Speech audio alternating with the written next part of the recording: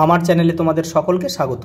আজ আমরা ক্লাস 4 এর রায়ান মার্টিন প্রশ্নবিচিত্রা থেকে পরিবেশের তৃতীয় পর্যায়ক্রমিক মূল্যায়নের প্রথম স্কুল সলভ করব।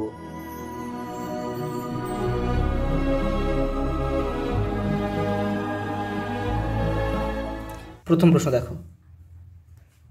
ব্রতচারীর প্রতিষ্ঠাতা হলেন গুরু সদয় দত্ত। পুরীর সূর্য মন্দির অবস্থিত বঙ্গোপসাগরের কাছে। খাসিয়া জয়ন্তীয়রা বসবাস করে মেঘালয় রাজ্যে। আরাবাড়ি জঙ্গল অবস্থিত পশ্চিম মেদিনীপুর জেলায়। পরেরটা দেখো। চাষের জমিতে পোকা মারার জন্য মানুষ ব্যবহার করত নিম পাতার রস। জীবাণু থেকে খাবার বাঁচায় নুন। পরের প্রশ্ন দেখো। শূন্যস্থান পূরণ করো। মাংসাশী প্রাণীদের খাদ্য হলো তৃণভোজী প্রাণীরা। দার্জিলিং জেলায় কালিম্পংয়ের কাছে লেপচা মিউজিয়াম অবস্থিত। মানুষ প্রথম পোষ মানেছিল কুকুর প্রাণীকে। আমাদের দেশের উত্তরভাগ জুড়ে আছে হিমালয় পর্বতমালা। পরেরটা দেখো। গম, জোয়ার আর বাজরার চাষ বেশি হয় পাঞ্জাব রাজ্যে। জাদুঘরকে ইংরেজিতে মিউজিয়াম বলে। পরের প্রশ্ন দেখো। তাজমহল কার স্মৃতির উদ্দেশ্যে বানানো হয়েছিল? মমতাজের স্মৃতিতে। কে বানিয়েছিল? কার শাসনকালে নির্মিত হয়েছিল? শাহজাহান। মফলং পবিত্র বনভূমিতে কোন গাছ দেখা যায়? কুর্জি। লাল শালুতে মোড়া বইকে কি বলে? পুঁথি।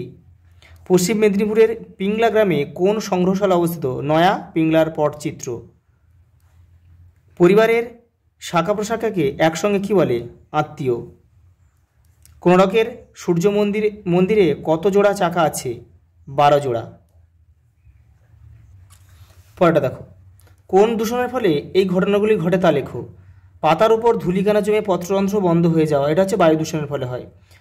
পাথরের রং বদলে যাওয়া, এটা হয় বায়ু দূষণের ফলে। পুকুরের মাছ মরে যাওয়া, এটা হয় জল দূষণের ফলে। পরেরটা দেখো। নোংরা বর্জ্য খেয়ে কাকের মৃত্যু, এটা কী ধরনের দূষণ? মাটি দূষণ। শ্বাসকষ্ট হওয়া, এটা হচ্ছে বায়ু দূষণ। মাটিতে বসবাসকারী উপকারী প্রাণীর মৃত্যু, এটা হচ্ছে মাটি দূষণ। 5 দাগের প্রশ্ন দেখো। জামা মসজিদ কোথায় অবস্থিত? দিল্লিতে। এই মসজিদ কে বানিয়েছিল? শাহজাহান। পরেরটা দেখো। স্থাপত্য বলতে কি বোঝো? একটি উদাহরণ দাও। দেখো তোমাদের বইয়ের 156 নম্বর পৃষ্ঠাতে উত্তরটা রয়েছে। এই যে দেখো, পুরনো দিনের বাড়ি, মন্দির, মসজিদ, গির্জা সবই স্থাপত্য। যেমন কোণারকের মন্দির, বিষ্ণুপুরের রাসমঞ্চ। পরের প্রশ্ন দেখো। গান্ধীজির পুরো নাম কি? মোহনদাস করমচাঁদ গান্ধী। তিনি কত সালে জন্মগ্রহণ করেছিলেন? 1869 খ্রিস্টাব্দের 2রা অক্টোবর, মানে অক্টোবর মাসের 2 তারিখে। পরেরটা দেখো। যিশুর জীবনের গল্প পুতুলের মাধ্যমে কোথায় ফুটিয়ে তোলা হয়েছে? ব্যান্ডেল চার্চে। এটি কত সালে বানানো হয়েছিল? 1660 খ্রিস্টাব্দে।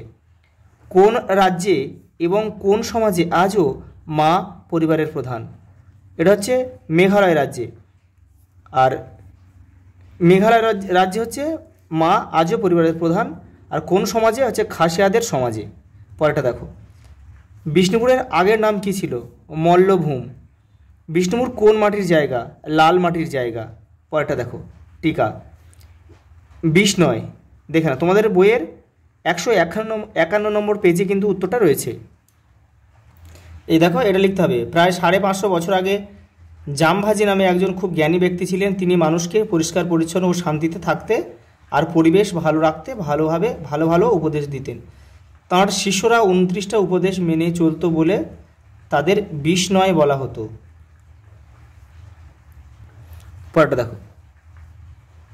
টেরাকোটা টিকা লিখতে বলেছে। তোমাদের বইয়ের 153 নম্বর পেজে উত্তরটা রয়েছে। এই যে দেখো, টেরাকোটা কি? নরম মাটি দিয়ে নানান মূর্তি আর নকশা তৈরি করা হয়, তারপর ওই মূর্তি বা নকশাকে আগুনে পুড়িয়ে নেওয়া হয়, এটা হচ্ছে টেরাকোটা। পরেরটা দেখো। বর্তমানে মাটি খাঁটি না থাকার 2টি কারণ ও তার 2টি প্রতিকার লেখো। কারণটা দেখো না, তোমাদের বইয়ের 141 নম্বর পৃষ্ঠাতে উত্তরটা রয়েছে। এই দেখো, আমাদের চারপাশে নানাভাবে মাটি নোংরা হচ্ছে, নষ্ট হয়ে যাচ্ছে মাটির গুণ। বেশি ফসল ফলানোর জন্য মাটিতে দেওয়া হয় নানা রকম সার। এই যে এখান থেকে লিখতে হবে। বেশি সার, রাসায়নিক সার দিলে তাও মাটিকে বিষিয়ে দিতে পারে। মাটিতে ছড়িয়ে পড়া বিষে শেষ হয়ে যাচ্ছে অসংখ্য প্রাণী। দেখো, এবার দুটি প্রতিকার বলেছে দেখো, তার মানে আমাদের কি করতে হবে, মাটিতে রাসায়নিক সারের পরিবর্তে জৈব সার ব্যবহার করতে হবে, আর রাসায়নিক কীটনাশকের পরিবর্তে কিন্তু আমাদের জৈব কীটনাশক ব্যবহার করতে হবে। পরেরটা দেখো, যাযাবর বলতে কী বোঝায়, দেখো তোমাদের বইয়ের 122 নম্বর পৃষ্ঠাতে উত্তরটা রয়েছে।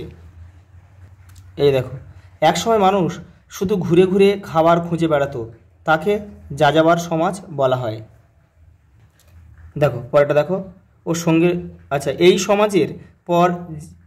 সমাজের পর যে যে সমাজগুলি এসেছিল সেগুলির নাম লেখো। দেখো যাযাবরের পর এসেছিল দেখো পশুপালক সমাজ, কৃষি সমাজ আর শিল্প সমাজ। আজ এই পর্যন্ত, দেখা হবে পরের ভিডিওতে।